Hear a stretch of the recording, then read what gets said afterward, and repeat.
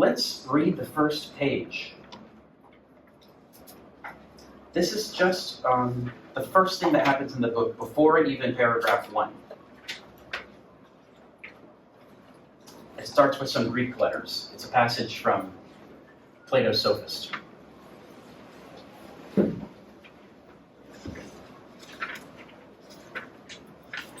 guess it's page 20 in Macquarie Robinson.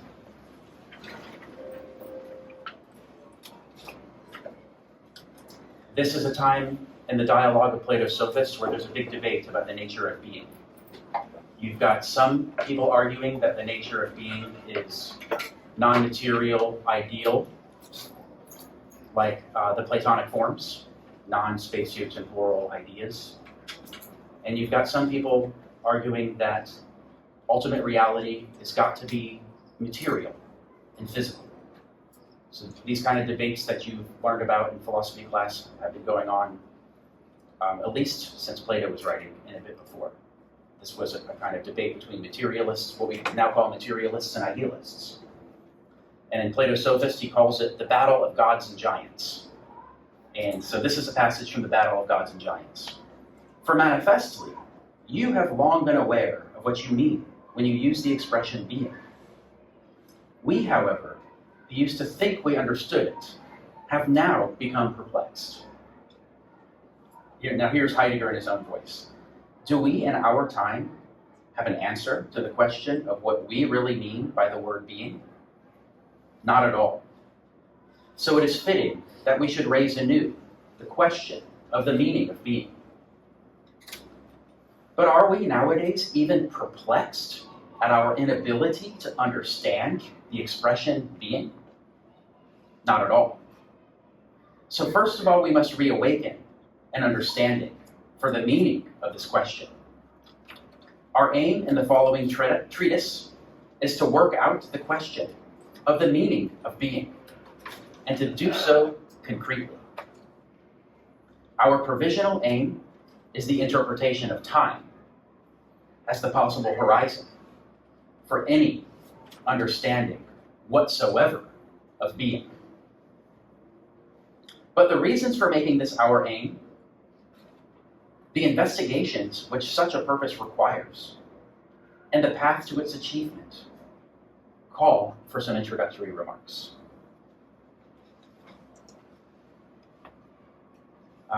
What do you find out of that? What do you find in that passage? What's the main claim in there? What's jumping out at you?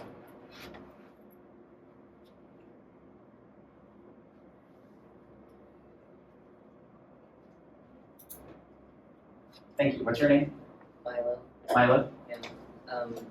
Instead of asking like, how do you be, it's asking like, what does be mean? Mm-hmm. Instead of asking how do you be, he's asking what does being mean? Yeah. Nice. Right. Well, that's an important observation. He's not just asking about being, but the meaning of being. So being for Heidegger is connected to meaning. Being has some kind of meaning. Being, in other words, what's meaning? Meaning is something that we can understand or fail to understand.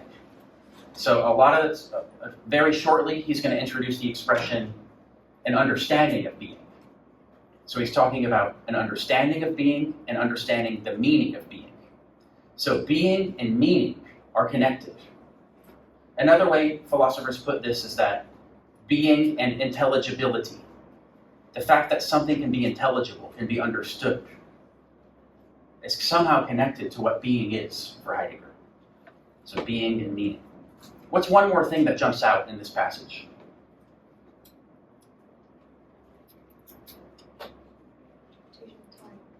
Ah, good.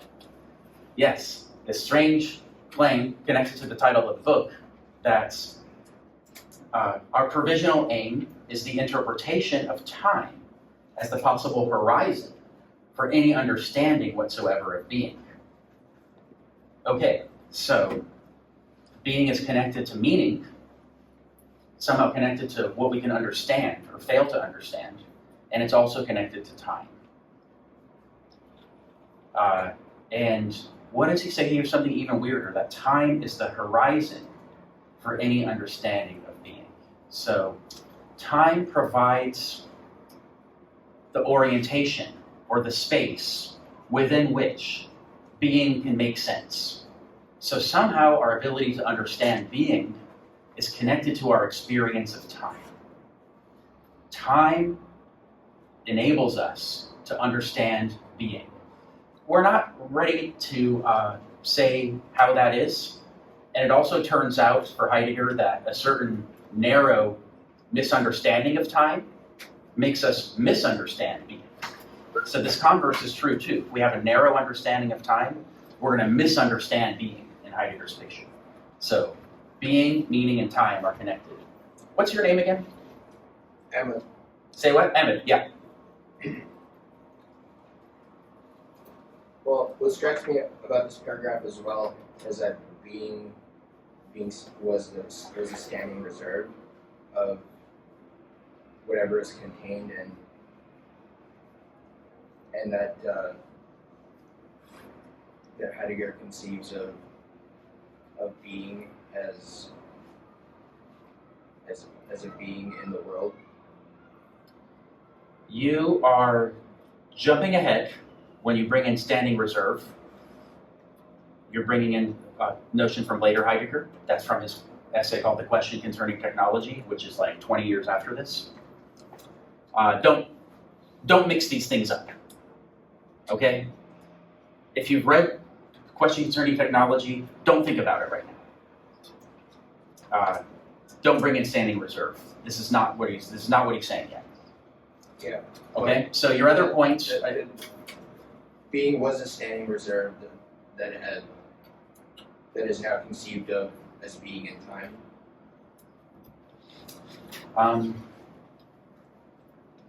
I think you need to erase the phrase standing reserve from your mind right now. It's just going to get in the way. Forget understanding this. Standing reserve is what Heidegger thought being shows up as in the age of technology. Standing reserve is his phrase for saying we relate to the world without thinking about it as a pool of resources maximally at our disposal to be used up with greater efficiency and a kind of blind drive and compulsion to optimization. That's what standing reserve is. Later, Heidegger thinks that being shows up in these kind of big historical configurations, and that in modern technological age, being shows up to us, gives itself to us to be understood as a standing reserve, meaning a bunch of stuff to be used up like resources at our disposal. This is not the subject matter of being in time. Erase it from your mind. Okay. One other thing I wanted trying to get you to see is this question about the perplexity. He says, we are not even perplexed by the question of being. We don't even bother to think about the question of the meaning of being. It doesn't even concern us. He thinks most people basically go around thinking that this question has been settled. Maybe that somebody else is worrying about it. The metaphysicians have figured out what being really is. Or maybe the scientists have figured out what being really is. Somebody's got to know what the ultimate nature of reality is, what the meaning of being is. We just go around not thinking about it. And worse, he thinks, actually, the professional philosophers and the scientists don't even bother to ask the question. They take for granted a certain interpretation of the nature of reality or the nature of being. And Heidegger thinks by not allowing themselves to be perplexed, by falling into the certainties that have come down to them from their teachers and their traditions, that they've closed their mind to really asking the question of being. So for Heidegger, asking this question in a radical way means allowing ourselves to get perplexed, to fall out of our settled certainties of what we think we already know about being, or what we think the scientists have already figured out about being, or what we think the metaphysicians have already figured out about being. He's asking us to let ourselves become perplexed and to let go of what we think we already know. Because having that settled certainty is going to block us from actually radically raising the question of being again, which is what he's trying to do in this book. And this book, for all of its incompletion and flaws, is one of the most important books of philosophy in the last 100 years. It came out in 1927. And pretty much all of European philosophy after this book takes place in the space that it opens up. Every important thinker in the continental tradition is responding to Heidegger or thinking in the space that he disclosed, to use a Heideggerian phrase, in the space of questioning that he opened up. He focuses and articulates a radical critique of the tradition of Western philosophy. And he puts it in a systematic book, systematic structure. So he's standing on the shoulders of people like Kierkegaard, who was a Danish philosopher and theologian, writing in the 1860s, I think, mid to late 1800s. And he's also standing on the shoulders of Nietzsche, who was writing also towards the end of the 19th century. But both of them wrote in kind of provocative literary ways. And Heidegger's writing us a systematic philosophical treatise kind of modeled on Immanuel Kant's Critique of Pure Reason. So he's taking these existentialist radical critique of the philosophical tradition that he learned from Kierkegaard and Nietzsche. He's combining it with a bunch of other really cool stuff from the 19th century, namely like about questions about the nature of the historical sciences and the social sciences versus the natural sciences. People in the 19th century were really worried about how, in what sense does the science of history or the science of sociology, what kind of knowledge can we have of human beings? Is the knowledge we have of human beings like the knowledge we have of nature? Like the knowledge we have of the carbon structure of benzene? Or the knowledge we have about the way neurons fire? Is knowing what human beings do and why the same kind of knowledge, or is it a different kind of knowledge? This was a huge, important debate in the 19th century, and Heidegger's also coming out of that. And he's going to argue that the entire Western tradition in both philosophy and social sciences has been possessed by a deep prejudice in favor of third-person theoretical explanation. That we think the best kind of knowledge and then the ultimate form of explanation is got to be some kind of theoretical knowledge given from a third-person, detached, objective perspective. Kind of like the natural sciences give us.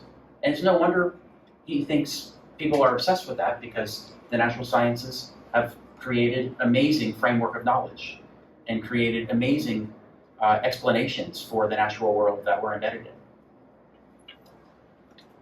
But he's going to raise a question.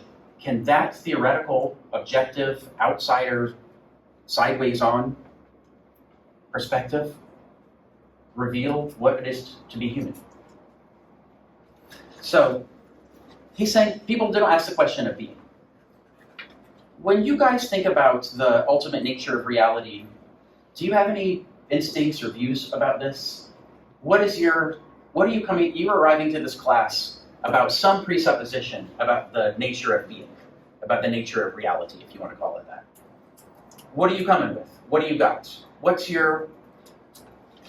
you take for granted, or what do you firmly believe is the nature of reality? Can anybody venture to share?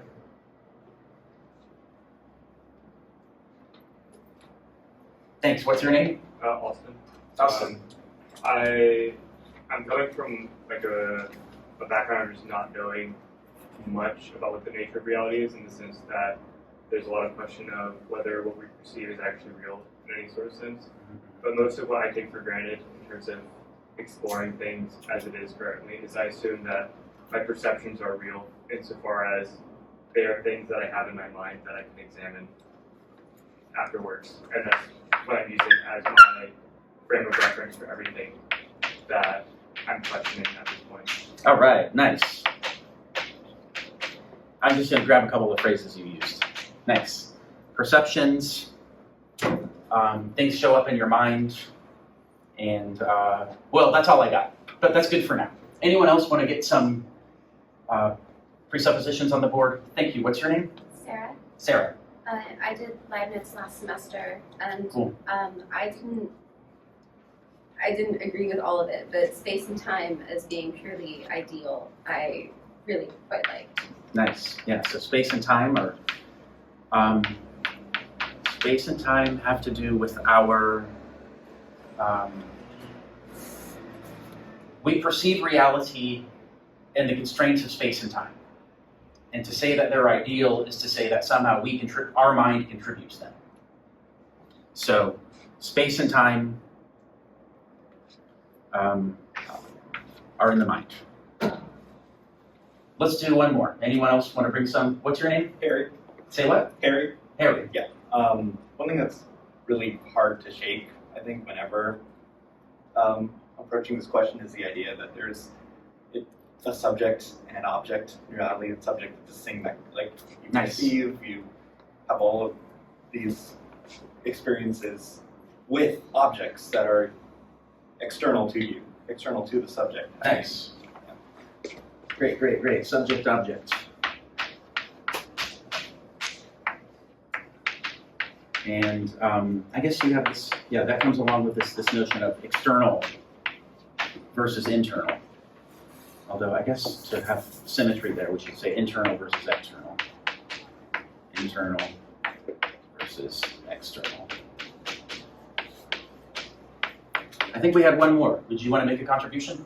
Yeah, What's your name? Kiana. Kiana. Yeah, that brought up a couple of things. I think the subject-object distinction is something that has a lot, or largely stems from like the Western tradition, and you can kind of see that there are some contradictions now with quantum physics as well as Eastern philosophy, where there's less distinction between subject and object. But what I was going to say was coming from cognitive science and also from Kantian philosophy, I would place a lot of our understanding of whatever ultimate reality is on our own cognitive faculties, the way we perceive the world through like neurological and psychological structures. All right. Good, good. So cognitive structures. Let's say that. That we shape our experience of reality is shaped by cognitive structures that we kind of come preloaded with. That's a kind of Kantian view. Kant thinks we come preloaded with space and time, and we come preloaded with a kind of 12 concepts that he calls categories that enable us to perceive any object as an object. I'm going to tell you more about the categories in a moment. So categories are like quantity and quality, cause and effect, substance and predicate.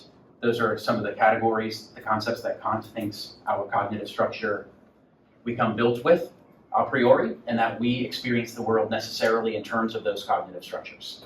And that's his understanding of what our subjectivity consists in. Okay, good. This is good. I want to go on from here. This is good, juicy stuff. Exactly the kind of stuff that Heidegger wants to destroy. So let's see where we're at.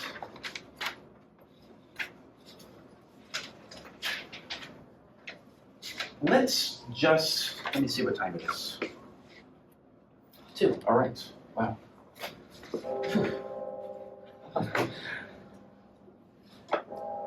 Ahmed. Sure. So I wanted to introduce the concept of sign and signifier as well. Okay. In the text, I think it uses the term bulimai. Bulimai is like, or bulese, or buleste. Buleste is he was willing. So being willing to signify. I don't know where you're getting the being willing stuff, but the sign and signifier is definitely something that people worry about, especially in the 20th century, actually especially after Heidegger. So we're going to see one of the things he focuses is this idea that our immersion in language is very essential to our relationship to the world and our understanding of being. And sign signifier is the kind of thing you start to get later in post-structuralism or psychoanalysis. Those are all people working in the space that Heidegger opened up. But you're right, those are floating around out there. And people those post-structuralist people like Foucault and Lacan, they think that the sign and signifier, it kind of structures the subject. So rather than the subject having these kind of cognitive structures that it imposes on the world, those later guys think that the language that we're absorbed into is what structures our world and structures our subjectivity. And that is a Heideggerian-like thought for reasons we will talk about later. I want to give you just a little overview, a quick overview of three main moves that Heidegger makes. This is to orient you as you read the first part of the text. You have to get this stuff straight. Can you see the whole board, or is one part of the board hard to see compared to the other parts of the board?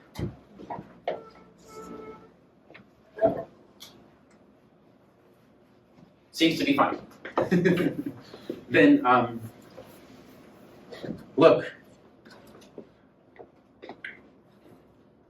Heidegger's going to say that the tradition of Western philosophy, up until him, well, maybe Nietzsche and Kierkegaard are excluded from his critique, that the history of philosophy has understood being in a very narrow way. And it's understood entities and how the entities are in terms of substance. If you've had 25A or 25B here, the ancient philosophy class and the modern philosophy class, and you're supposed to have had both of them really to be here, and I hope you have, you've learned about substance ontology. Aristotle called it ousia in Greek. Substance is supposed to be what underlies and unifies the properties that define a thing for what it is. And so Aristotle was tripping out about how do you explain something that changes. You know, here I've got a book, my copy of Being and Time in German. If I tore out 20 pages, it's changed. How do you explain the change of this? So he would say, well, metaphysically you have to think about an underlying substance that has properties kind of tacked into it or attached to it. And the properties change, but the underlying substance stays the same.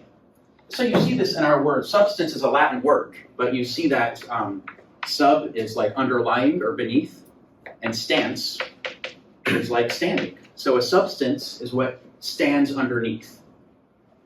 And Heidegger thinks and points out that the history of philosophy, for all its variation, never questioned the adequacy of this basic ontological category.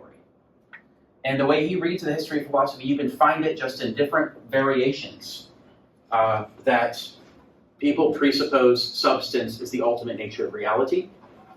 And substances are self-sufficient. They're different from properties. Properties like being brown or having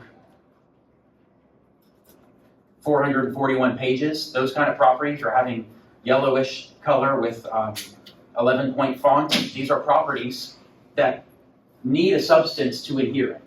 So substances are self-sufficient underlying metaphysical reality in which properties adhere.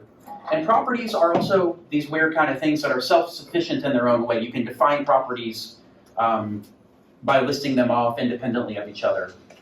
They need a substance to adhere it. He then points out, he jump ahead from Aristotle, 2,000 years or something, and you get to Descartes. And what do you all know about Descartes? What's his one-liner? What's your name? Seichen. Seichen? Substance dualism, but there are two substances. What are the two substances in Descartes? With the mental substance, the mind, I think, and the body, the physical substance. Right, so in Latin, he uses the phrase res cogitans. That means, res is a word for like thing. We have it in the word republic. Res publica is a public thing. Or we have it in the word reify, like when you say to your friend, don't reify me. You're turning me into a thing. Res cogitans, a thinking thing, a thinking substance. He was translating substance, ousia, with his word res, versus res extensa. Res extensa. And so that means extended things. Extension means like it has some location in space. So and the res cogitans, the thinking substance, has no extension in space. It's an internal, it's a different kind of thing. It's an internal sphere of awareness of sorts. So it's a different kind of substance, but it is a substance. You notice he assumes that it's a substance. And with Descartes, you get this notion of the subject. And look at the etymology of subject, of course, right? It's sub, which means lying underneath. Inject, which is like throwing. Like you eject a cassette. No one uses cassettes anymore. In my subculture, we still use cassettes. Do you guys have cassette players? Cool. You eject the cassette. The subject is thrown underneath. The subject underlies experiences. And so Heidegger's pointing out that this notion of subject is a continuation of the Greek substance ontology of Aristotle. And despite all the radicality of Descartes, and he was radical, and Heidegger is going to beat up on him a lot, but we should recognize how radical he was and how important moves he made for breaking free of the medieval understanding of being and the restrictions on knowledge and thinking for oneself. But he still presupposed a substance ontology. Let me see if I have a good quote for this. Yeah, let's see, page 71.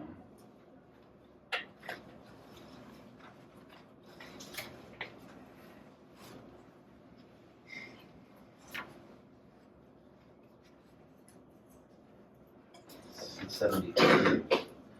Right. Well, let's look at 72 instead. 72 on the first full paragraph, like the second sentence. One of our first tasks will be to prove that if we posit an I, or subject, as that which is proximally given, we shall completely miss the phenomenal content of Dasein. Dasein is his word for human existence. Ontologically, every idea of a subject, unless refined by a previous ontological determination of its basic character, which is what he says he's doing. Ontologically, every idea of a subject still posits the subjectum. That Greek word means hypokimenon. That's the Aristotle analog here, connected to ousia. Ontologically, every idea of a subject still posits the subjectum along with it, no matter how vigorous one's ontical protestations against the soul substance or the reification of consciousness. He's putting these things in scare quotes, the soul substance and the reification of consciousness. He's kind of engaging and he's talking trash about philosophers that are his contemporaries, who saw something important about redefining the nature of subjectivity to get over Descartes. But he's saying, even though it was in the air to try to get over what the Cartesian understanding of subjectivity was, no one has done it radically enough. They were all still fundamentally presupposing a substance ontology. And in his terminology then, he calls this the present at hand. This is one of the big ontological categories that you need to know from Heidegger. Present at hand. And it shows up in hyphens. So this is one of the three main ontological categories he's investigating in being and time. The present at hand, or presence at hand. There's a German word is Vorhandenheit. You see the word hand there. The for is like what's before you. It's like what's at hand. And he says, the tradition of philosophy was presupposing presence at hand as the fundamental mode of being. I put it up here, Vorhandenheit.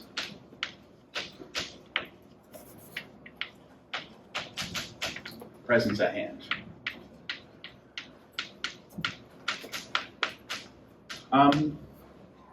I think Hofstadter translates it as extant.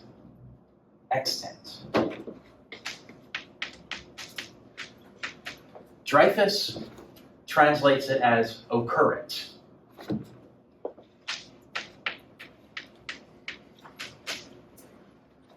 I don't remember what Kiesel translates it as. So when you're reading these other translations and the lecture courses, you gotta watch out. They're gonna put their German term in parentheses when they introduce it, Vorhandenheit. Keep track of that. What is Standball translated as? Yeah, it's her worst one, I think. She uses objective presence. Objective presence? Yeah. Yikes. Okay. Yeah, objective presence. Okay.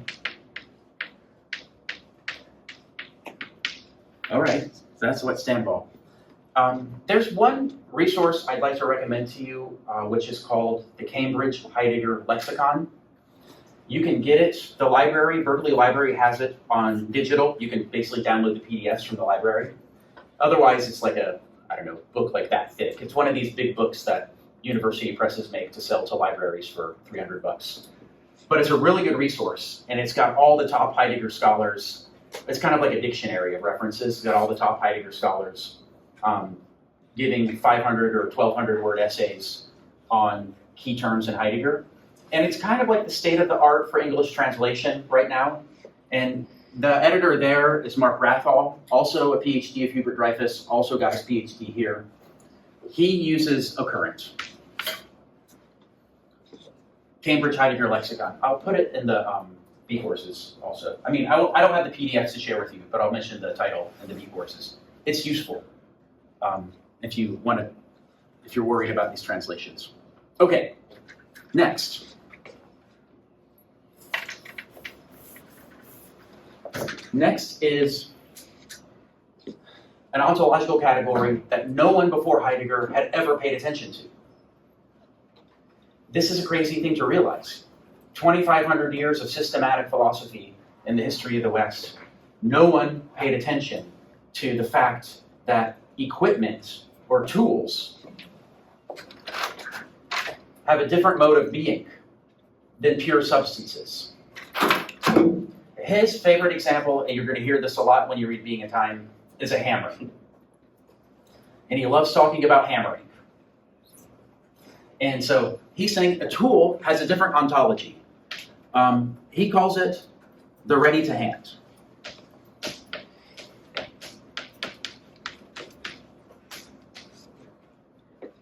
In German, it is zu Handenheit.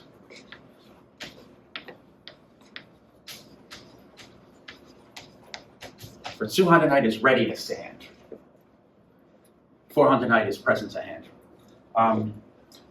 So his thinking here is that basically a hammer, when you're using it, part of the issue is that the tradition of philosophy always approached the question of ontology from the perspective of somebody sitting back and thinking, what the hell are these things? What is a thing? What is an object? What is a natural being? What am I? They're sitting around and thinking, theorizing, stepping back, detaching, and looking. And so if they want to say what a hammer is, they're going to say, well, it's a piece of wood that's like 15 millimeters long. And it's like, I don't know how many, it's like a pound, it weighs a pound. And it's got a metal blob at the end of it. And that metal blob has a claw that has a curvature of this kind of number of angle of like 45 degrees. And that metal blob has a density of whatever measurements density is measured in. And it's denser than the wood by whatever unit of measure density is measured in. So they're going to look at this hammer and they're going to give an objective description of it. But Heidegger wants to say, rather than stepping back and thinking about the hammer and looking at it as an object with objective properties, what a hammer really is revealed when we're hammering. Not when we're sitting back and thinking about it, but when we're using it and not thinking about it. That's one reason why traditional philosophers overlooked it, because they're always going around thinking about what is everything. And this mode of activity that when we use things without thinking about it, the way the chalk is present for me, the way the chalk is there for me when I'm writing sloppily on the board without thinking about it, has a different ontology than presence at hand with its subjects and predicates. So Dreyfus translates readiness to hand as available. I think the Cambridge Heidegger Lexicon is translating it as availableness also, or availableness. Here's the thing about hammers and chalk and drumsticks, because I'm a drummer. The drumsticks don't make anything without being related to the snare drum and the bass drum and the hi-hat stand and the drum key and the crash cymbals and the ride cymbals and the china cymbal and the bass drum pedal and the drummer and the bass player and the bass cabinet and the bass guitar and the guitar player, the practice bass. What a piece of equipment is holistically interdefined. It doesn't have its own independent identity as a standalone substance. Remember, the substance ontology wanted to say things are what they are. You can identify the substance by saying what is this thing that underlies all of its properties? What are the properties that you can list to pick it out? And you can pick out the properties of the hammer or the book if it's the nanometers of wavelength, the number of grams that it weighs, the measurement that it has objectively, the number of pages that it has objectively. You can give this objective description of it in terms of its proper objective properties. But Heidegger wants to say, that's not going to get you equipment. Equipment is holistically interrelated. Hammers are only hammers in the context of nails and boards and wood shops and carpenters who care about hammering. And so the nature of the readiness to hand is to be holistically interdefined among other readiness to hand particles. Not particles, stuff. Zeuge, he said, the German word is Zeuge. It means tool or gear. The German word for drummer is Schlagzeuger. Schlagzeuger is a drum. Schlag means beating. So Schlagzeug is a beating tool. A Schlagzeuger is somebody who beats. Schlagzeuger? I don't know. Well, a Schlagzeuger beats the beating tool. So Schlagzeuger. Zeuge are tools, and they're different than substances. Zeuge are ready to hand. They have a different way of being, readiness to hand. I'm blurting all of this out as a kind of overview. We're going to go back and read all the texts where Heidegger says all this stuff. This is kind of like the preliminary overview. It's one of Heidegger's views about how understanding works, that we always arrive to a topic with kind of presuppositions about what's going to happen. So you arrive to the class on being and time with some presuppositions about being. That's why I was trying to ask you, what are your presuppositions you're arriving with? And it's good to kind of take a look at those. And then when you're looking at something new, it's nice to give a quick overview of it and then go in and dig deeper. Because he thinks our understanding is always kind of projecting, always anticipating something. And we understand better if we pay attention to how we're anticipating, what's coming into view. And so the structure of the book is actually written like this. He gives this kind of quick overview, and then he comes back and he digs in more detail. And then he comes back and he digs in from another angle. So we're following that here. We're giving an overview. And we're going to come back and dig in from different angles. This is why watching a movie twice or reading a book twice are totally different experiences. Because the way you make sense of things is connected to how you're anticipating what's coming next. When you read a book for the first time or watch a movie for the first time, you don't have a really good anticipation of what's coming next. You just kind of follow how the plot and the narrative is drawing you along. But if you've seen the movie twice, you anticipate what's coming next. You can expect what's coming next. Suddenly, all kinds of new details show up to you that you didn't see before, because you have a sense of where it's going. The way we understand meaning has this anticipatory feature. We're always anticipating what's coming next. If you're understanding the words I'm saying right now, it's not a surprise the word that's coming out of the words that are coming out of my mouth next. You didn't specifically expect this particular word, white chalk on the green chalkboard, but when you understand me, it's the satisfaction of a vague anticipation. That's making sense. You have a vague sense of what's coming next. That anticipation is satisfied. And you have that on the basis of what you've already understood, what we've already been talking about today. The movie, if you've already seen it once, is structuring your expectations of what's coming next. This is starting to show you how the understanding of meaning has a temporal structure. In the use of tools, Heidegger is going to argue has a fundamentally different kind of temporality than the temporality of presence at hand. Stambaugh is trying to get at that when she says objective presence. Because Heidegger's argument is that the history of philosophy has been obsessed and blindingly obsessed with the temporal category of the present. They think if there's the future is just a present that hasn't happened yet, and the past is a present that is just gone. And he thinks that if you're stuck on the notion of presence in this narrow way, you're never going to also have a good ontology of equipment or human being. I say this as an overview to get you a sense for where this is all going. Presence at hand is connected with a narrow, watered-down understanding of time as being merely a series of present moments. Heidegger thinks the understanding of meaning involved a non-temporal anticipation of what's coming next and retention of what has just happened. That's a preview. So we've got equipment, interrelated, holistically interrelated, that only shows up when you deal with it, not when you sit back and think about it. We got presence at hand, which is the traditional substance ontology and even Cartesian metaphysics. There's one more that Heidegger's going to talk about and that we've already actually put on the board. What's the one more that we haven't really talked about so much yet? We got stuff. We got tools. Who's missing? Harry? Us. Yes. Us. I mean, I messed up the punchline because we already started talking about subjectivity.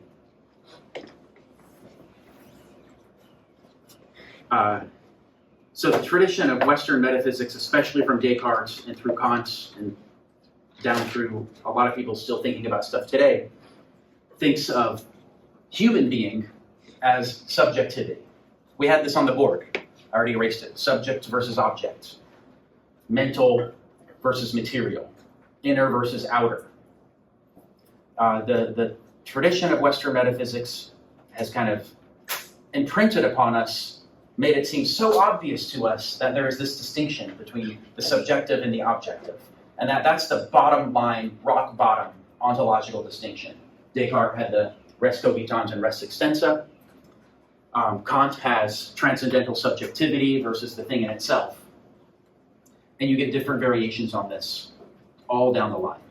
So the tradition thinks of us as subjects. And Heidegger is going to rail against that and instead offer a different concept for thinking about us that he calls what? We already said it. What does he call us? Say what? Say what? Dasein. Thank you. Dasein. Dasein. We don't translate it. In the earliest translations of Heidegger, people were experimenting with translating it like as existence, but then Heidegger uses a German word, existenz, that is very naturally translated as existence. So Dasein we just leave untranslated. It's a technical term that for now just refers to whatever we are is Dasein. It's got this etymological construction. Da means there, and Sein means being. So Dasein evokes being there. Being there.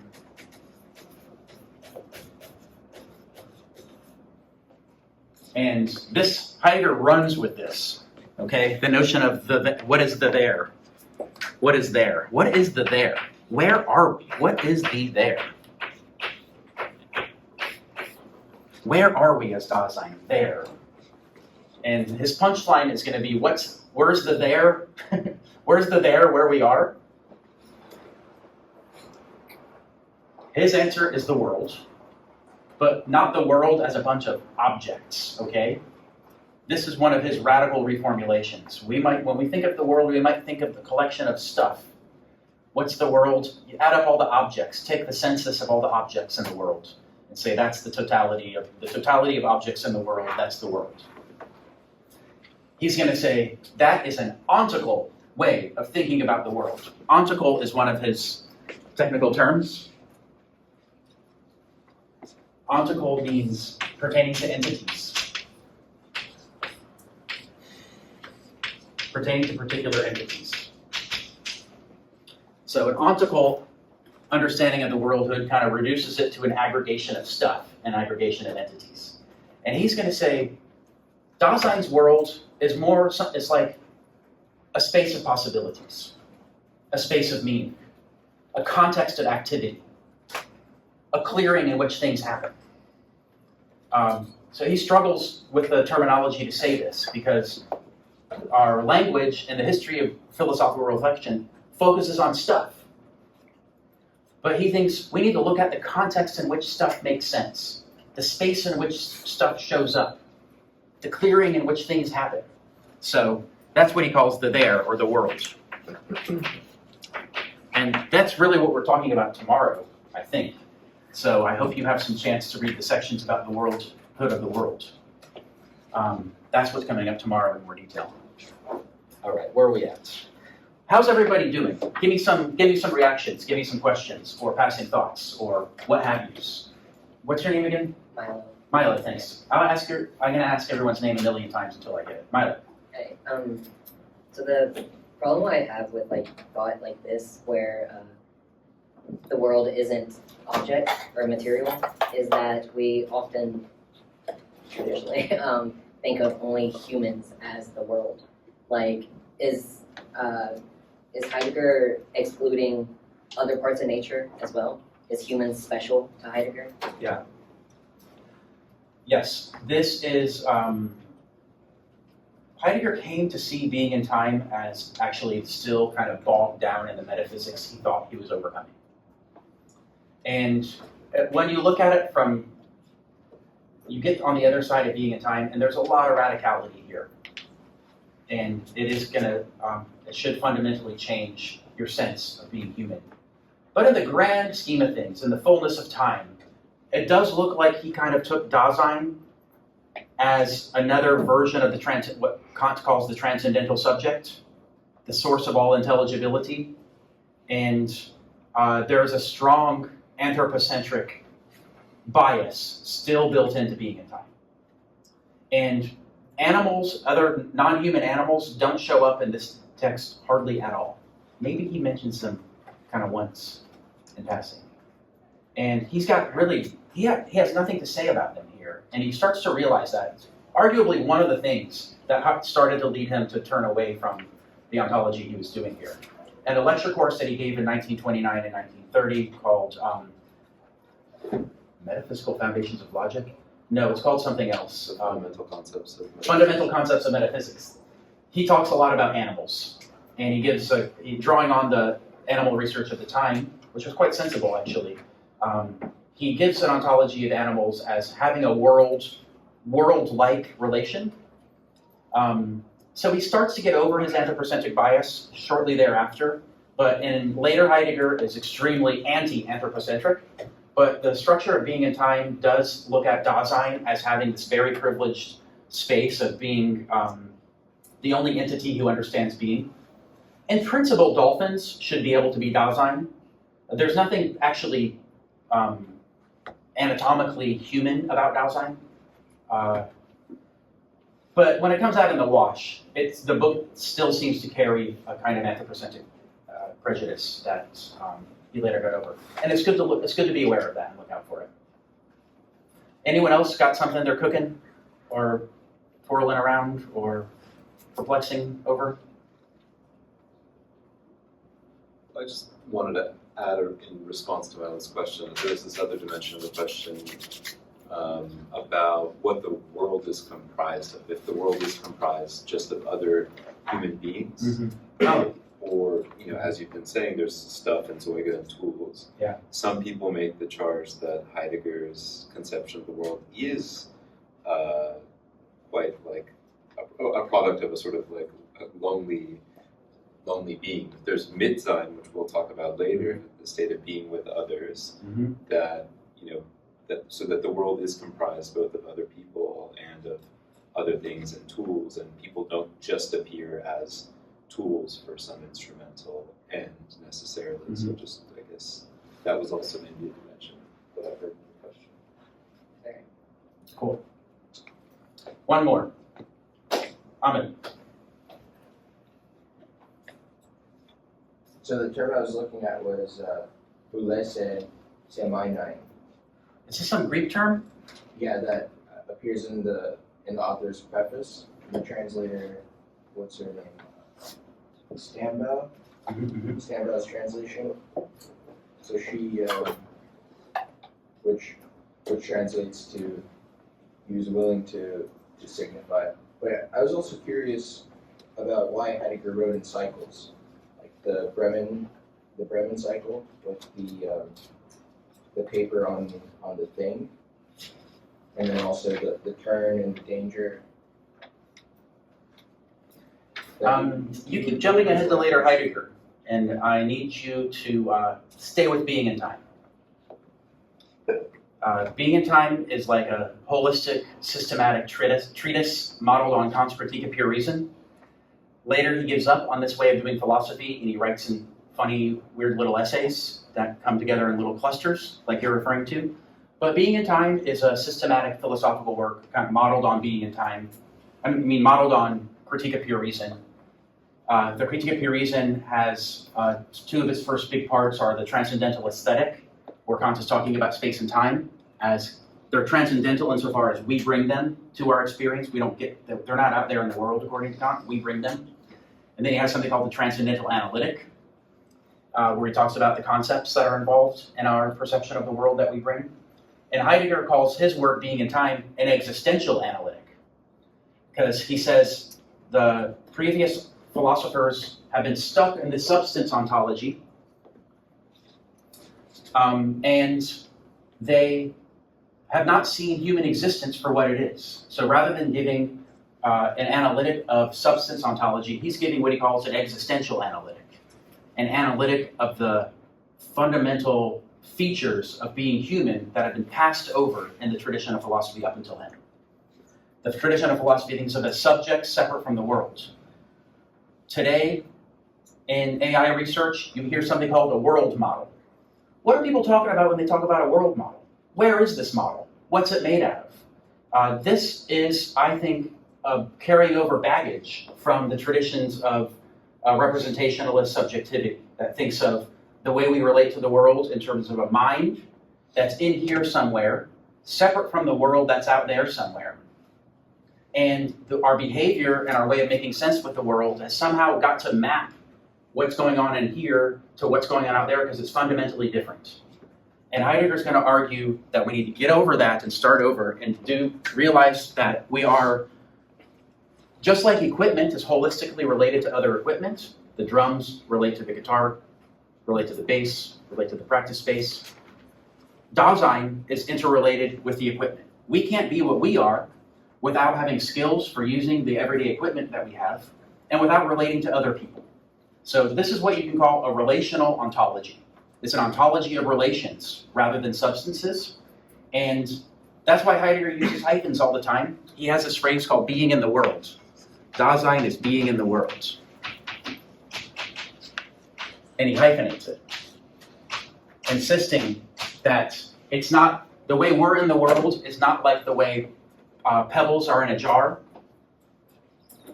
We're in the world by being internally related to the stuff that we use and care about and to the other people we hang out with. So it's a relational ontology connected to Dasein's using equipment to make sense of itself and to take a stand on its being. And with that, I'm going to introduce the notion of Dasein. Hi. Hello. What's your name? Chris. Sorry. What's your name? Here. Welcome. And your name? Eunice. Eunice. Thanks. I was going to ask, would that still work if someone's living in isolation? Yes. Yeah. Well, I mean, if you've got someone who grew up isolated without learning language and without relating to other people, they're not going to be Dasein according to Heidegger. But Dasein is a structure of being that we acquire, or that we're initiated into, or that we get imbued with by being socialized in a culture in our upbringing. And at a certain point, Heidegger doesn't ask this question, at what point can you say somebody has Dasein, but presumably it's after we've learned language and learned how to play games and can understand ourselves as separate from other people. And all of that's going to be true, even if you go live on your own island. The structure of your awareness of the world, the way you're embedded in the world, is still going to be being in the world. It's still going to be Dasein. It's still going to have the structures that Heidegger's going to uncover. So like living the moment essential? Why do you say that? Well, I mean, you said being there and like Dasein, right? To me, it kind of sounds like, oh, you're just living the moment. You're enjoying the present as it happens. Well, that's, I mean, to what I'm understanding with.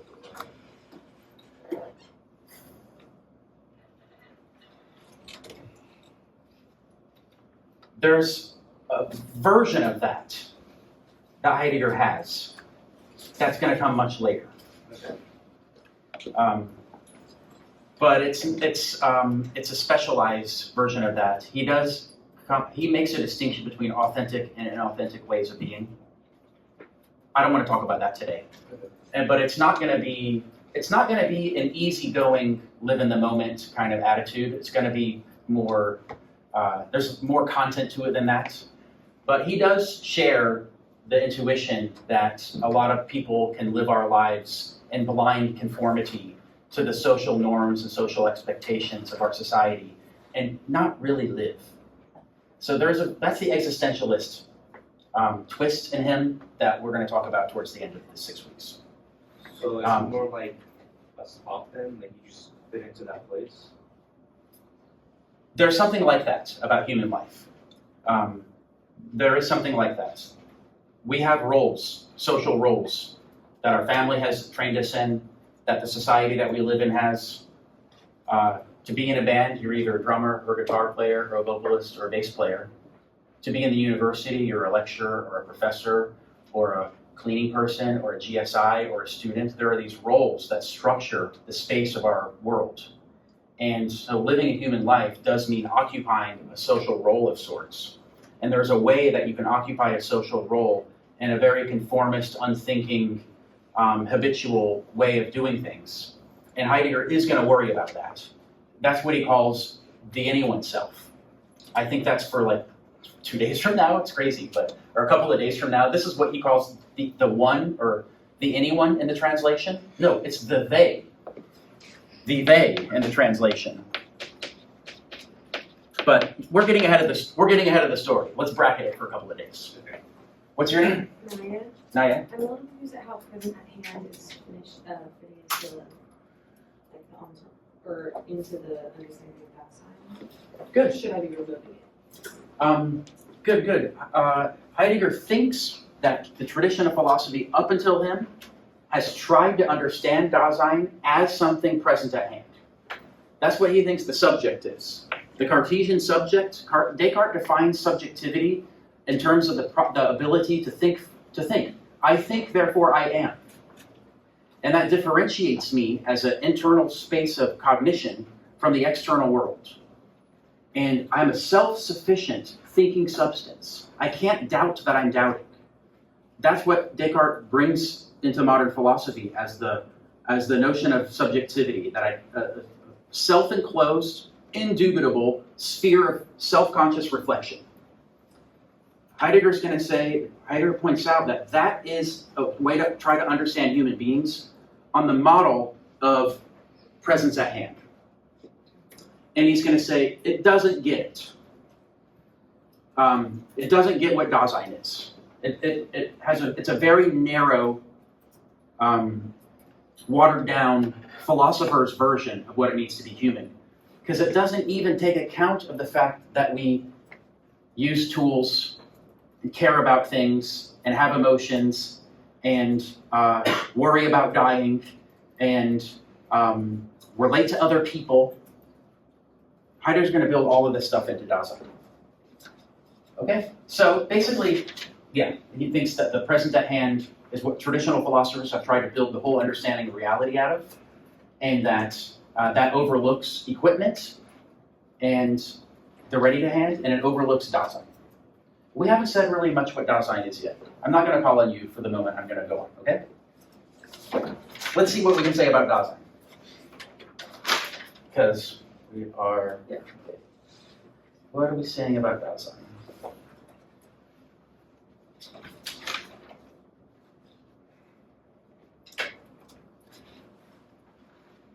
Okay, I'm going to read, what do I have here? These are just my notes.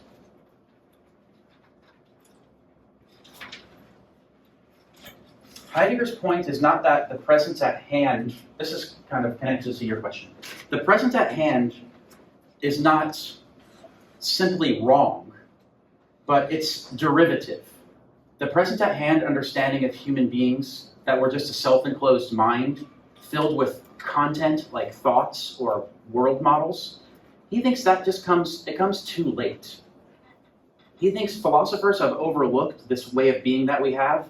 The way of being that you have when you wake up in the morning and make your breakfast without thinking about it, when you're walking along campus, dodging people trying to hand you flyers, talking with your friend, navigating the paths, going up and down stairs, opening doors, sitting in the classroom, doing all this stuff. There's so much you can do that you don't even have to think about. The world already shows up to you as this meaningful context where you have the skills to get around. Traditional philosophers completely overlooked that. And Heidegger's going to say that's the place we need to look if we want to understand what human beings are. Think of ourselves as human beings as like spheres of consciousness filled with thoughts and representations comes too late. It comes from the philosopher who's sitting back and thinking about reality, thinking about what I am, rather than being involved.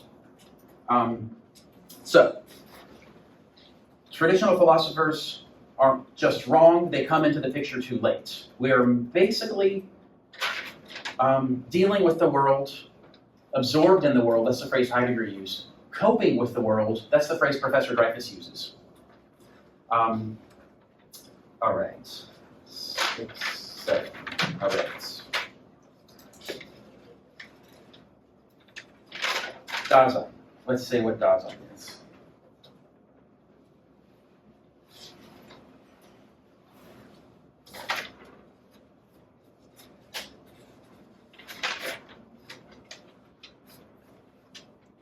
Let's look at the text. Page 25. Uh-oh. Oh crap, this is a weird one. I meant to be telling you more about Dasein, but I stepped right in it. I stepped right into being. But we have enough with us to kind of make sense of this. What is being? Okay? We've already connected earlier. Being has something to do with intelligibility, with making sense of stuff, because he's asking about the meaning of being. We've connected that being has something to do with time, hence the title of the book. He says time is the horizon within which we understand being. We're nowhere near making sense of that yet. But I gave you some clues when I said when you make sense of something, you're kind of anticipating what's coming next. You're kind of drawing upon what you just heard. There is this kind of temporal structure to understanding things. We have some clues. But let's see what he says about being. This is at the bottom of page 25. In the question, this is the last 2 lines. In the question which we are to work out, what is asked about is being. Now, here's as close as he ever comes to a definition, and boy, is it a doozy. That which determines entities as entities. That on the basis of which entities are already understood. Note the connection between being and understanding. Let me just read that again. What is asked about as being? That which determines entities as entities. That on the basis of which entities are already understood. However, we may discuss them in detail. The being of entities is not itself an entity. So being is something that we understand, okay, and it helps us relate to entities. What are the entities we're around most of the time? We're dealing most of the time with tools and other Daseins, other people. So being is something we understand, and that understanding enables us to deal with entities. So being is something like the know-how and the skills or the understanding that we have of particular entities. We've carved up 3 dimensions of being so far: presence at hand, readiness to hand, and Dasein. So Heidegger thinks we have this kind of multifaceted understanding of being that's carved up in different ways, and relating to the present at hand corresponds to doing philosophy and maybe doing science. We reveal entities as present at hand when we relate to them in a scientific method. When we relate to them as objectively measurable, then we're understanding them as present at hand. So entities are revealed in their being as present at hand with scientific methods and traditional methods of philosophy that where we sit back and think about them. Other beings are revealed as ready to hand. So that on the basis of which entities are revealed as ready to hand is our skills and our familiarity for using them. So just as we relate to entities, we understand the entities as presence at hand and their being as presence at hand with scientific methods. We understand entities and their readiness to hand with the basic skills we have for getting around in the world.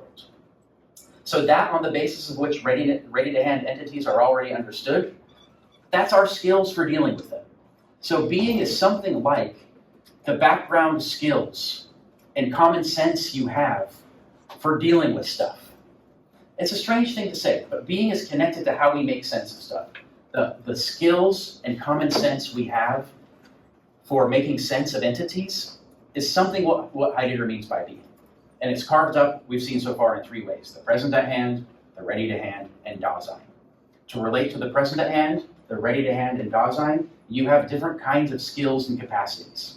Presence at hand is revealed in scientific measurement and philosophical theory. Readiness to hand is a mode of being that's revealed in our skills for dealing with stuff. Being a drummer reveals the drums and their readiness to hand. Being a writer on the chalkboard reveals the chalk and the chalkboard and their readiness to hand. And we relate to other Daseins with different kind of skills too. Hopefully we treat each other more like people than pieces of chalk, although that can also happen. So being is that on the basis of which entities are understood. That on the basis of which entities are understood is something like the different skills and capacities we have for dealing with them. I don't really want to get stuck in this, but I want to hear your questions because it starts to make more sense later. Harry. Yeah. What are entities? Are they just things with their own distinct being? Yes, entities. This kind of connects to the word ontological. Anything is an entity. Heidegger's got a very permissive, wide understanding of what an entity is, but basically any particular thing you can look at or think about or name or deal with. Kind of like almost anything is an entity. The trick that he's going to try to do is to get us to think about the being of entities. We're very used to thinking about entities. An entity can be an idea, it can be a song, it can be a piece of chalk, it can be a water bottle. He's trying to say, everybody, it ain't just about entities. We relate to entities in light of an understanding of being. And most philosophers have taken for granted an understanding of being as presence at hand, and made us think that all the entities we relate to are just these things that we objectively measure or theorize about. That's one understanding of being he calls presence at hand. There's this whole other way of understanding of being that we're in touch with, that the whole history of philosophy has overlooked, and it's readiness to hand. The way that entities are revealed not when you're thinking about them, but when you're using them skillfully. That reveals them in the readiness to hand. That's that on the basis of which they are already understood, the skills we have for using things. If you're a drummer, you reveal the drums and the readiness to hand. What's your name again? Priya. So would being come from the subconscious or the conscious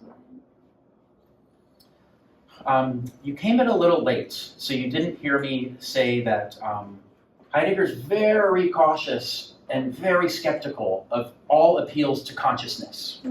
He thinks the history of philosophy, especially since Descartes, has been obsessed with consciousness and thinking and self-awareness. And he thinks it's been a disaster for our ability to understand ourselves.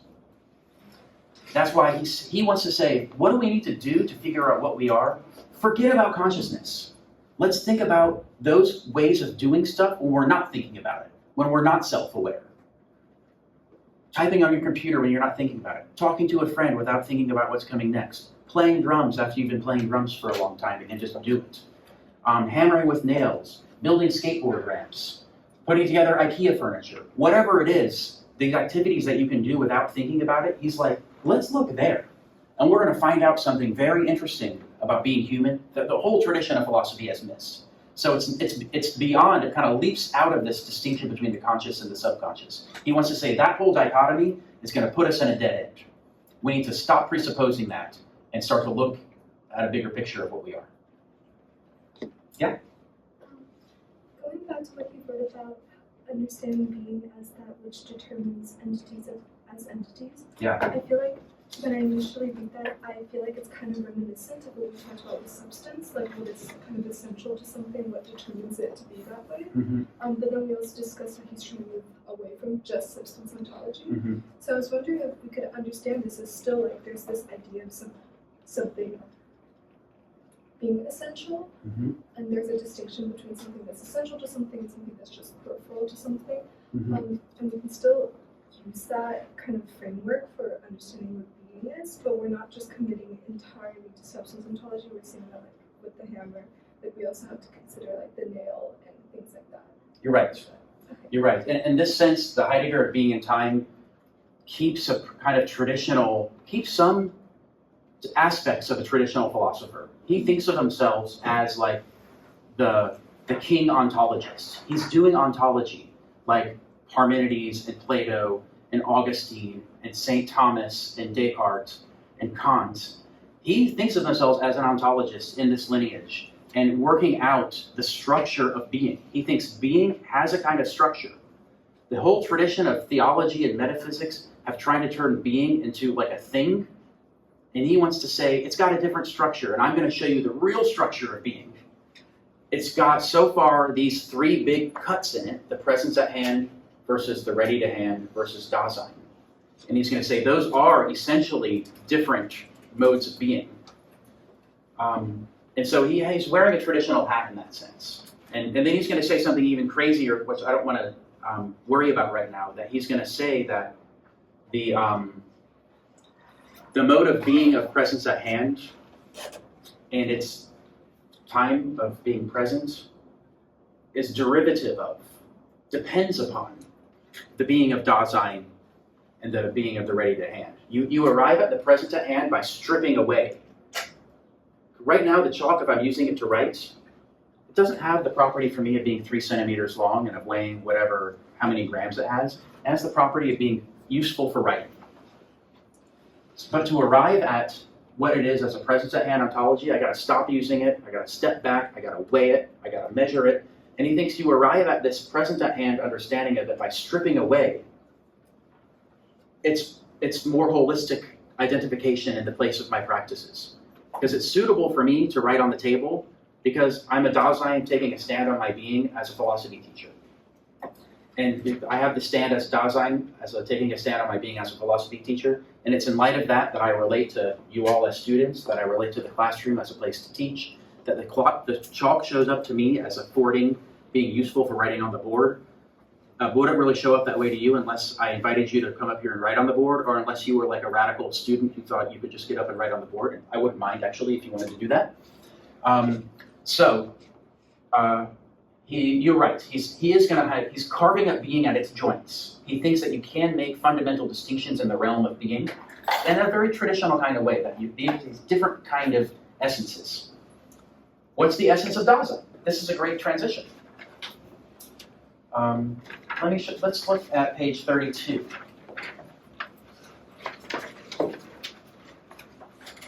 Let's look at page 32.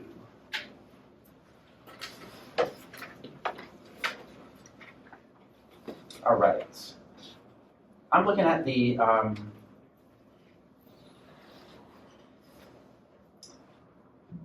let's just read some text. I mean, I think hopefully after all of my going on and on, you should be able to open this book and read some of this text and have it start to make some sense to you.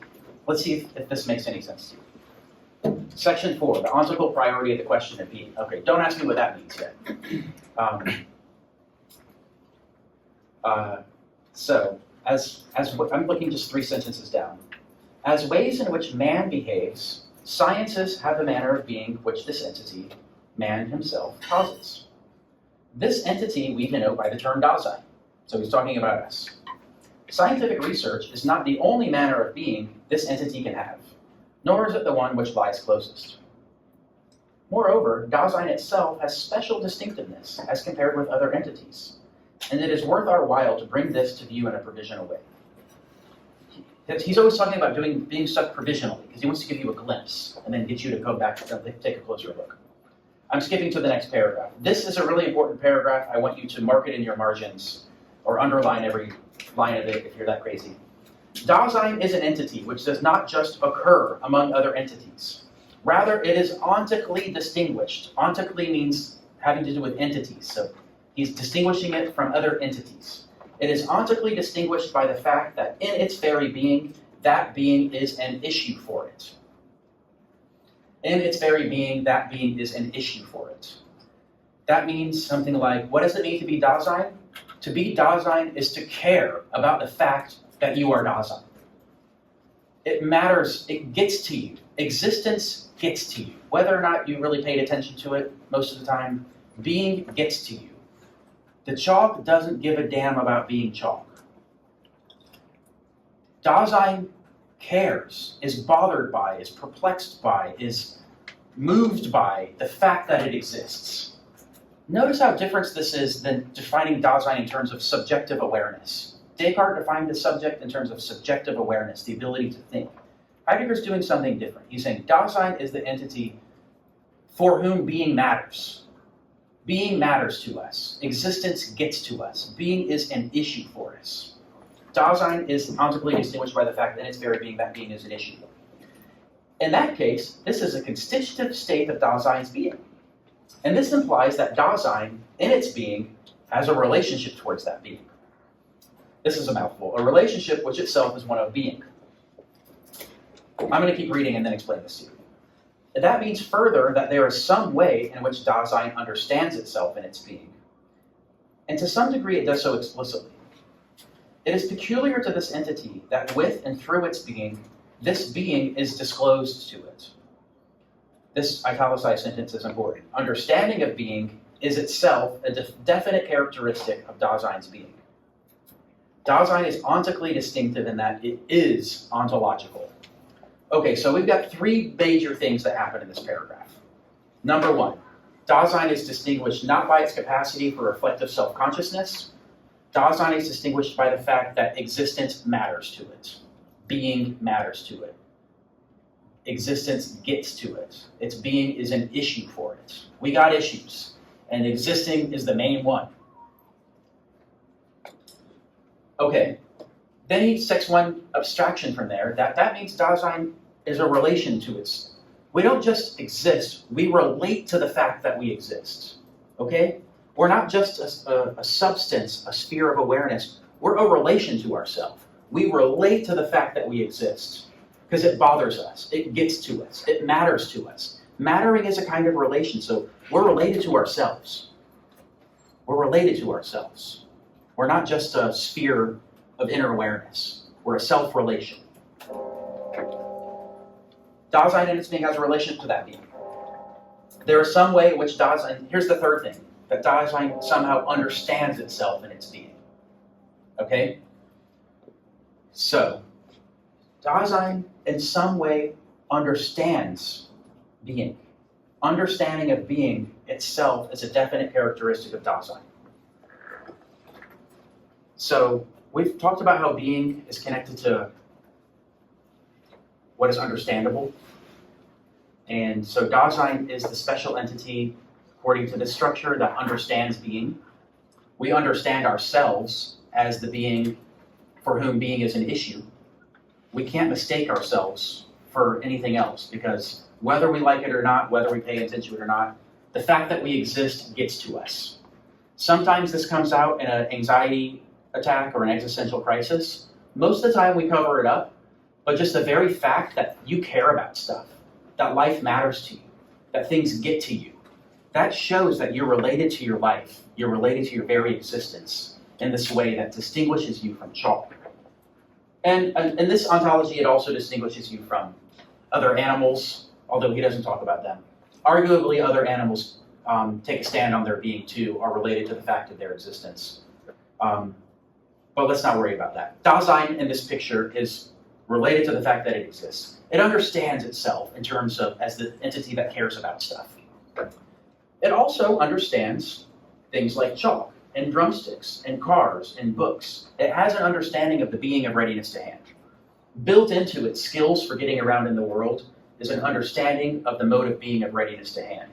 And built into its skills for doing philosophical theory and scientific reflection is an understanding of being as present at hand. So he's saying, Dasein has an understanding of being.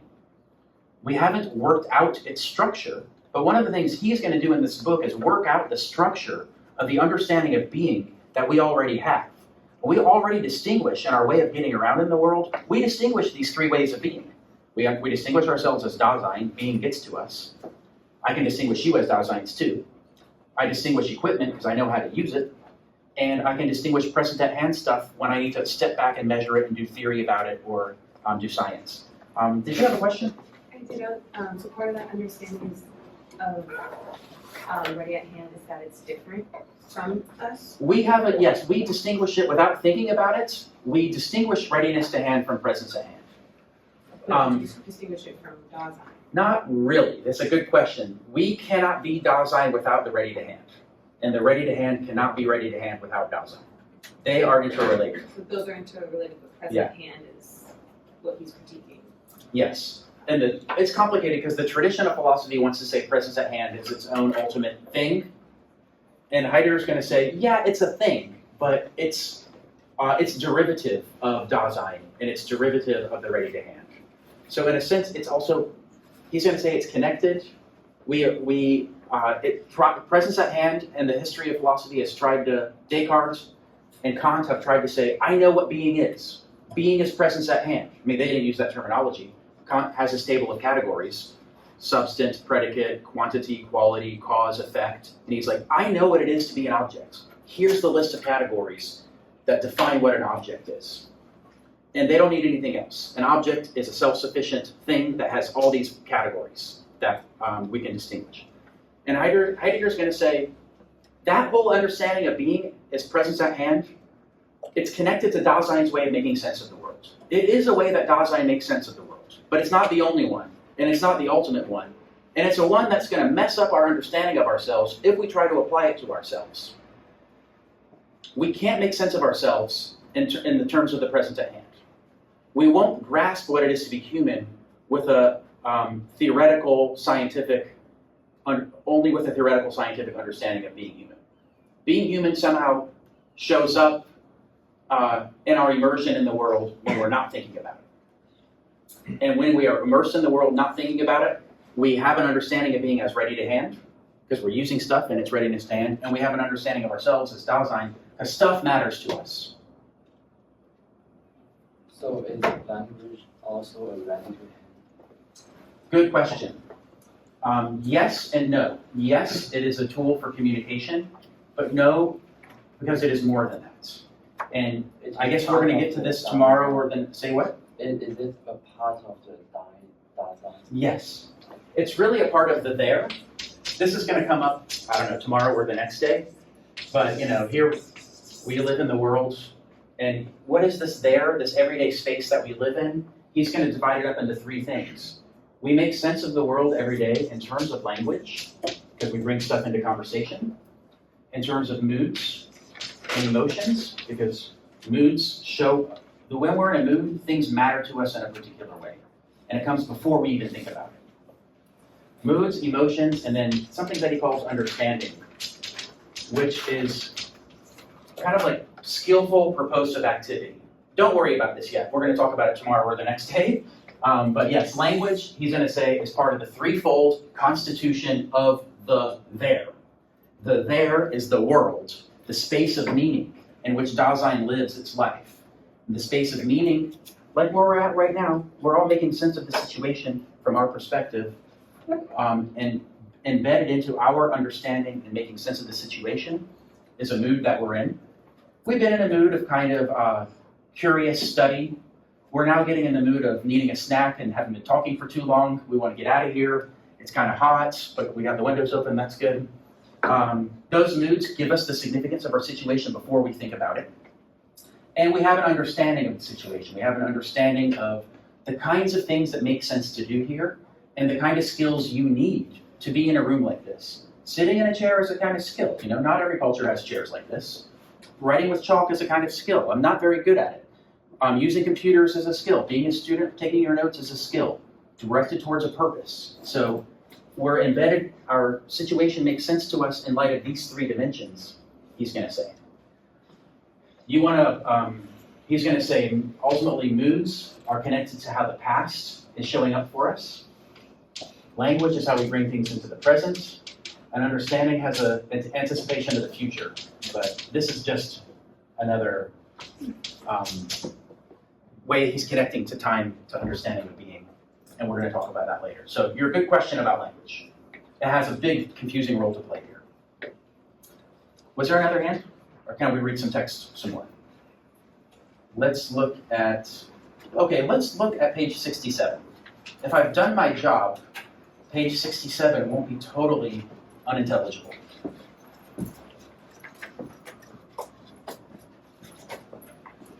But there's something, I do have to explain this. It's the question about essence brought this up for me. Okay, everyone looking at page 67, this is section 9.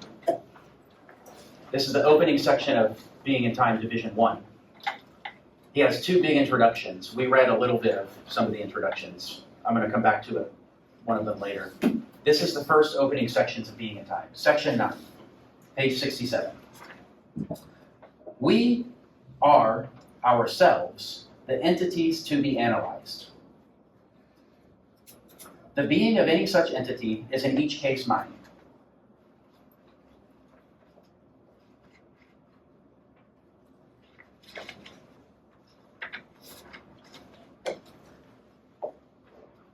Put a pin in that. We're going to talk about mindness later. As entities with such being, they are delivered over to their own being. Being is that which is an issue for every such entity. This way of charactering Dasein has a double consequence. The essence of this entity lies in its to be. It's being what it is. Essentia, in the traditional term, so far as we can speak of it at all, must be conceived in terms of its being, its existentia. Here, our ontological task is to show that when we choose to designate the being of this entity as existence, this term does not and cannot have the ontological signification of the traditional term existentia, because ontologically that is tantamount to being present at hand. Yeah, you need to know this, that traditional metaphysics had a distinction between essence and existence, okay? Essence is what something is, and existence is that it is. And Heidegger's playing around with these terms. And he's going to say traditional philosophy saw something with this, but misunderstood it in a present at hand way. Because he wants to say the essence of Dasein, what we are, isn't any prior essence. Like the definition of a circle, you can give an essence for it. The definition of a triangle. People have tried to give definitions of human beings, like the Federalist biped is one that Socrates played around with, or the being with language is one that Aristotle said. But Heidegger is going to say the essence of Dasein, you can't give it in any pre-digested list of features. The essence of Dasein lies in its existence. We are what we make ourselves into being. There is no one human nature. There is no one definition of what it means to be Dasein. To be Dasein is to be concerned with the question of what it means to be Dasein. That's the move that Heidegger's making. And that's what he means when he says, the essence of Dasein lies in its to be, lies in its existence. So that's the next line. The essence of Dasein lies in its existence. Accordingly, those characteristics which can be exhibited in this entity are not properties of something present at hand, of some entity which looks so-and-so and is itself present at hand. The properties of Dasein are ways, possible ways for it to be. He wants to think of ourselves as ways of being, modes of activity. and no more than that. So when we designate this entity with the term Dasein, we're expressing not what it is, as if it were a table, a house, or a tree, but its way of being. The translators translate being with a capital B, but you should overlook that. Every noun in German is capitalized. And when they put being with a capital B, it kind of makes you think that being is some kind of special super being, like a god, like God. But being for Heidegger is not a super being. Being is a framework of understanding, something more like that. It's not an entity, it's a framework of understanding, and in light of which we can relate to and understand entities. So don't think about being as a capital B. You have to like cross that out in your mind whenever you read it. Okay, I want to go back to page 33. We're kind of jumping around between this introductory section and the first section of Being and Time, because they echo each other. Here's what we just read from page 67. He's saying again here on page 32, 33. The kind of being towards which Dasein can comport itself. Remember, I said Dasein is a relation to itself.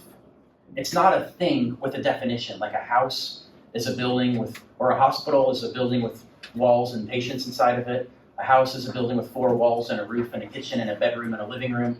Heidegger says you're not going to come up with a definition of human being like that. Because human beings relate to ourselves. We're a mode of activity that relates to ourselves. And we relate to ourselves by relating to the world and relating to other people. So one way he says that is that we comport ourselves. So that's what language he's using here. Dasein can comport itself in one way or another, and always does comport itself some way. That kind of being towards which Dasein can comport itself, and one way or the other, and always does comport itself, we call existence. So Dasein is relating to itself, its own being, and he's going to say existence is a technical term he's using for Dasein. Existence is only for Dasein. He's using it as a technical term. Chalk doesn't exist. Chalk occurs, according to Heidegger. Dasein exists. So he's using existence as a technical term. And the Dasein is supposed to work, or being in time is going to work out the structure of Dasein's existence.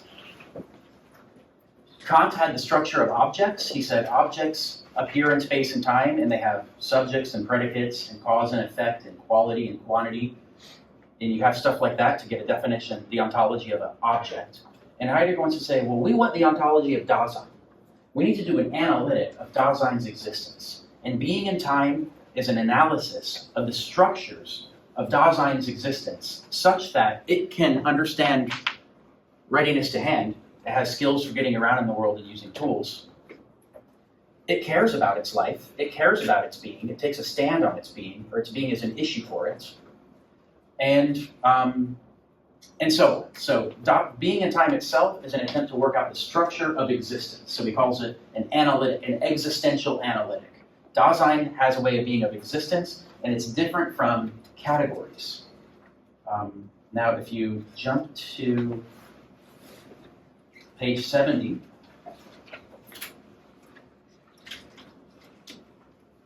on page 70, he's saying what I just said. He said, the explicata is a funny way of saying the stuff we're explaining. Page 70, second full paragraph. The explicata to which the analytic of Dasein gives rise are obtained by considering Dasein's existence structure. The structure of human way of being is going to give rise to what he calls existentialia, okay? The existentials. And he's comparing this to Kant's categories. Dasein's characteristics of being in terms of existentiality. Existentiality is going to be this technical term he uses to talk about existence, which is Dasein's way of being. We call them existentials, and they are to be sharply distinguished from what we call categories. Categories are this thing I keep saying from Kant and Aristotle. Substance and predicate, cause and effect, quantity and quality, and so forth. Dasein, he says, you're not going to add up to human existence. You're not going to get what it means to be human with this kind of distinctions. Cause and effect, substance and predicate, quantity and quality. Being human is more than that, he's basically arguing. He's going to say we need a different kind of structure. He's going to call it the existential structure of Dasein, Dasein and its existentiality. And so if you look over on page 71 at the top, existentialia, this is going to be the terms he uses to qualify Dasein's being, and categories are the two basic possibilities for characteristics of being. The entities which correspond to them require different kinds of primary investigation. An entity is either a who, existence, Dasein, or a what, presence at hand in the broadest sense. The connection between these two modes of being, two modes of the characters of being, blah, blah, blah. Okay, so Dasein is us, we have a mode of being he calls existence. The tradition of philosophies try to understand us like a bunch of objects that can be modeled by cause and effect, and quantity and quality, and substance and predicate. He says, you ain't going to get a conception of human life. You're not going to capture what it means to be human with that range of concepts. We need a different range of concepts. We're going to call them existentialia or existentials. We're going to get them by analyzing Dasein's being. Dasein is the entity who cares about existing, who has skillful ability to go around in the world without thinking about it. That's what we know so far. And let's see what else we can say before we go.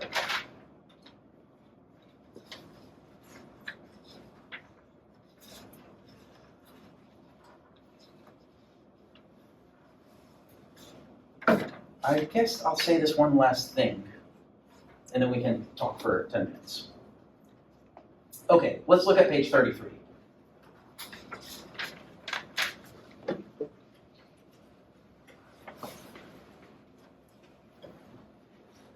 I guess I'm going back to page 32, because on the bottom of that paragraph on page 32 in the middle that I told you to underline, he says Dasein is ontically distinctive in that it is ontological. So ontically distinctive means is distinguishing us between different kinds of entities. Ontically distinctive means me versus the water bottle, me versus the lectern, me versus the chalk. I'm distinguished ontically from these entities in the fact that I am ontological. And we're used to thinking of ontology as being the philosophical discipline of discussing the modes of being.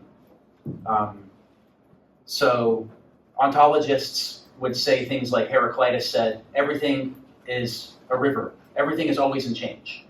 Or you had Parmenides who said, no, everything is always the same. Everything is one. When you perceive distinctions among entities, that's an illusion. Then you have Plato come along and kind of combine them. He says, no, real being is the unchanging ideal forms. And then there's this place called becoming, where things are changing. So he's doing ontology. He made an ontological distinction between the realm of essences and real being, the forms, and the changing realm of becoming, where the forms are imperfectly realized. That's doing ontology. When Heidegger says that Dasein is ontological, he doesn't mean that we're all going around trying to be ontologists like Heraclitus, Parmenides, or Plato. He's using ontology in this broader sense. Ontology means here that we understand being. We are the entity that understands being, that understands readiness to hand and presence at hand and being Dasein. So that's why, then to kind of counteract this misunderstanding that's bound to arise when he says Dasein is ontological, which makes it sound like he's saying we're all a bunch of budding ontologists. He doesn't mean that. He says, rather, what we have in mind, I'm in this paragraph that says being ontological is not yet tantamount to developing an ontology. So if we should reserve the term ontology for that theoretical inquiry, which is explicitly devoted to the meaning of entities, what Heraclitus, Parmenides, and Plato were doing, then what we have in mind in speaking of Dasein's being ontological is to be designated as something pre-ontological. It does not signify simply being ontical, but rather being in such a way that one has an understanding of being. So we are ontological in that we understand, we're the entity who understands being. We're the entity for whom entities make sense and show up in their readiness to hand or in their presence at hand. That's why he says we are ontological. But that doesn't give you any distinctive essence of human being. It doesn't mean that we're essentially rational animals. It doesn't mean that we're essentially self-interested, like Hobbes said. It doesn't mean that we're essentially subject to the moral law and the categorical imperative, like Kant says. It doesn't mean that we're the subject of the historical development of Geist like Hegel said. It doesn't mean that we are essentially will to power and the struggling to overcome resistance, like Nietzsche said. Heidegger thinks all of these attempts to give a human nature are just ways of filling in this structure. We don't have one nature. We have a structure that can get filled in with different interpretations of what it means to be human. That's what it means to say we are ontological. And that's what it means where he says here at the bottom, the essence, last sentence on this page 32, the essence of Dasein lies in the fact that it has its being to be and has it as its own. Okay, the first part is what I want to say. We have our being to be. We don't have an essence in the traditional sense. All the traditional philosophers are trying to give us an essence. We're essentially self-interested. We're essentially agents of historical spirit. We're essentially subjects of the moral law. Heidegger is like, you guys are getting it all wrong. You're being way too specific. You're trying to give a definition of human beings like you can give a definition of a triangle or a house. Instead, being human is a way of being that has this kind of structure that we're going to fill out in this book called Being and Time that gives rise to an innumerable possibilities of understandings of being human. We are self-interpreting beings. There's no more content to it than that. We are the beings to whom existence matters. And there's a lot of structures we can give to that, but there's no one definition of being human. Okay. So he adds this one thing that we have our way of being as our own. So this connects to the existentialist dimension, that we do, each of us are a case of Dasein, but each of us has our own concern about our life. And we can't help it. We're not just Dasein in general. I'm me. I got to take a stand on my being. I got to figure out what the hell I'm doing with life, what life means to me. Yeah, one way to figure that out is by taking over the answers given to me by my parents and my religion. But those are just answers I'm taking over. All of us have an emptiness that we have to fill by taking a stand on what we are. That's what he says, we have mindness. We have our being as our own, as its own, he says on the top of page 33. He calls this our mindness. We have a first person stance, where we have to have a stand on who we are. What's your name again? Naya. Naya. So then in the definition of Dasein, it's like the uniqueness, the fact that no two are the same. There's something like that. It's complicated because on the one hand, he acknowledges the kind of obvious fact that we are the same. If you go to my subculture, I look like every other person wearing all black. All of my friends dress exactly the same. And people in the university all look pretty much the same. You go to another town or another university or another country, people look pretty much the same. We're all conformists in a certain sense. But in our structure, I have to take a stand on my being. I am the one who is me. And it's hard to say it without being tautological, but like in terms of our content, we all are kind of conformists. But we have the requirement or the possibility or the structure that you have a first person perspective. When you get out of bed in the morning, it's you who have to live your life. It ain't your mama. It ain't your friends. You have to live your life. I think that's what he's saying. And the fact that you have to live your life gives rise to this possibility that he ultimately is going to distinguish between authentic ways of being and inauthentic ways of being. It's very complicated to figure out what he means by this, but authentic way of being seems to have something to do with accepting the ultimate groundlessness and contingency of what you are, and committing to it anyway, and finding something to love and devote yourself to anyway, even though you know it's not really who you are as like a definition of a triangle, even though you know you can only care about this stuff because it happens to matter to you from the family and culture you come to. You give yourself over to something anyway. And you do it in light of your understanding of your death and finitude. And he's building all of this stuff into his understanding of authenticity. Authenticity grasps the fact that it's you who have to live your life. Even though you're just like every other Dasein, we're all conformists. But it's you who have to live your life. That's what he's calling mindness. And we'll talk about it more when we get to the authenticity stuff. Let me just get this last technical term on here. He says it on the middle of this paragraph on page 33. This is more of this mindness stuff. This is what I was just trying to say. Only the particular Dasein decides its existence, whether it does so by taking hold or by neglecting. The question of existence never gets straightened out, except through existing itself. You can't just open up the Bible and say, this tells me what I am. You can't just open up Kant's Critique of Practical Reason and say, this tells me what I am. I'm a subject of the moral law. He says that's giving up, that's kind of giving over, offloading, in the way we talk about these terms in the AI conversation today. You're offloading your mindness to a tradition unthinkingly. He says your existence is a question. Your existence is an issue for it. You live your life as it's a question you have to give an answer to. How do you answer that question? By what you do every day when you wake up and live. Only the particular Dasein decides its existence, whether it does so by taking hold or by neglecting. The question of existence never gets straightened out except through existing itself. This understanding of oneself, which leads along this way, we call existentiel. This is another one of his technical terms. It's kind of related to existence, but it has to do with a particular, existentiel has to do with me in my life. Existence is the general structure of Dasein, and existence is mine, although I'm the one who has to live out being Dasein. You guys got to live out being Dasein too, but I can't get out of bed and say, well, my students are going to do it for me. I got to get out of bed and live my life. That's existentiel, and the way he says it here. So, the question of existence is one of Dasein's ontical affairs. The context of such structures we call existentiality. So he's like, look, I'm going to give you the structures. All that's involved in this weird way of being that we are, I'm going to break down the structures of this. And it's not going to be stuff like, this is what Kant said. Unity, plurality, allness. Reality, negation, limitation. Inherence and subsistence. Causality and dependence. Agent and patient. Possibility, impossibility, existence, non-existence, necessity, contingency. Heidegger's going to say, like, with those categories, you can describe to me a piece of chalk, but you can't describe to me my life. That's the structure of existence. That's the subject matter of being in time. And how do we get into that?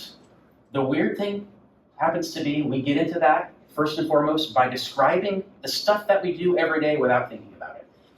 The carpenter hammering, the drummer drumming, the student walking around campus without thinking about it. This is a whole realm of phenomena that exhibit the structures of Dasein that the entire tradition of philosophy has missed, has paid no attention to.